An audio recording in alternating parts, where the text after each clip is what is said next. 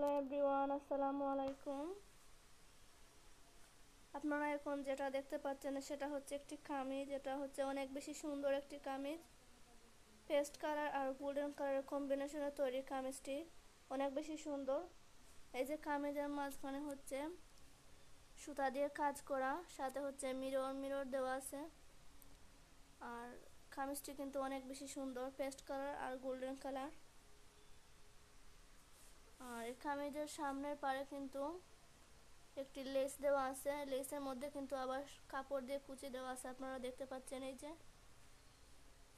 কামিজটি কিন্তু অনেক বেশি সুন্দর।